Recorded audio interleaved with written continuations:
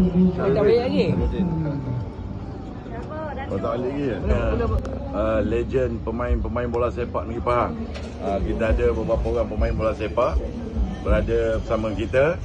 Hari ini mereka buka booth kenangan-kenangan daripada tahun 1992 sehinggalah sekarang. Maka sewajarnya kita rakyat Negeri Pahang ataupun rakyat dalam negara ini bantu mereka dengan promosikan barang-barang legend ni. Jadi hari ini saya cukup seronok kerana bersama dengan mantan-mantan pasukan bola sepak Pahang. Ini saudara Jalaluddin, ini saudara Syarudin Rusdi dan ramai lagi yang ada di sini tapi tengah merayau kat Padang. Dan ini hasil mereka. Ini ada juga kurta berbagai warna. Hari ini saya betul saya berada di sini. Siapa masuk, saya belanja dia kurta. Biar dia orang gaji sikit pergi masjid. Itu maksudnya.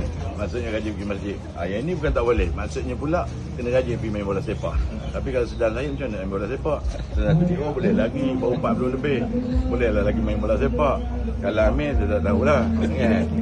PBD ni dulu bukan main bola sepak ke, legend lah, tapi legend kampung je. Saya akan buat lagi program di sini. Saya akan menjemput lagi mereka legend-legend Negeri Pahang ini. Terima kasih, Amir.